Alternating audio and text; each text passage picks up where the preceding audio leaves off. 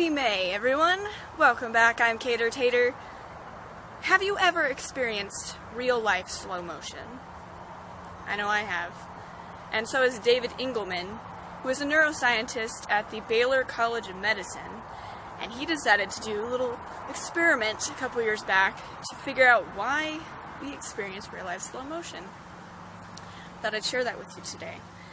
So David's experience with real-life slow motion was when he was a kid, and he was walking on the roof of a house that was under construction, as children do, I guess, and he fell through. He fell, what probably was about like a second, felt like minutes to him, and he always remembered that because he thought it was bizarre how much he could remember. And being a scientist now, he knew that that fall did not take him minutes. It was probably 1 second or less. So he decided to study it. He did an experiment. So he got a bunch of people together, subjects, for his taste, and he decided to put them in a life or death situation or something that would scare them into having a real life slow motion experience. And he would test them and kind of figure out why the brain did this. So he took them to this amusement park, and they rode roller coasters and they did all this stuff, but it wasn't scary enough, I guess. People weren't scared enough to have a slow motion experience. So he decided to up the ante. And he employed what are called SCADs, suspended catch air devices, which are pretty dang scary. It's kind of like bungee jumping without a bungee cord. Yikes.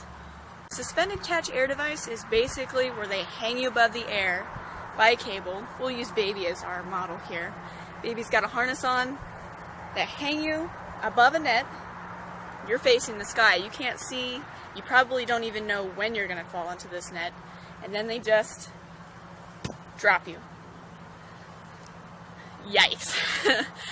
So David needed to figure out how he was going to measure, how he was going to figure out if this slow motion was really them experiencing things slowly, like time slowing down.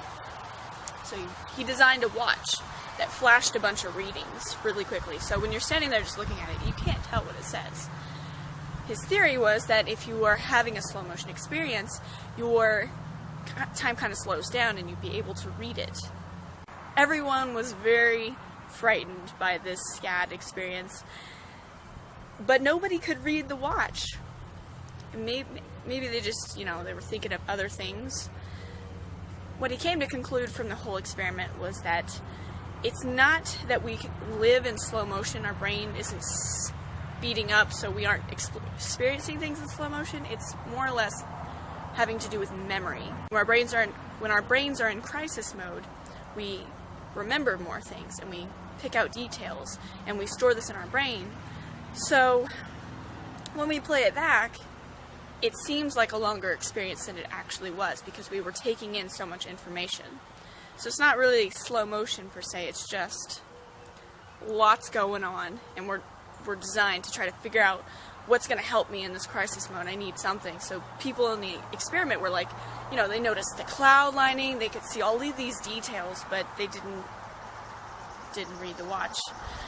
So I thought that was pretty interesting. I've had my own slow motion experience, and it's really rather lame, so I made it a warped story, and I'll post that either this week or next week, I'm not really sure. So I hope you learned something interesting from Mr. Engelman. I will see you guys tomorrow. Happy May!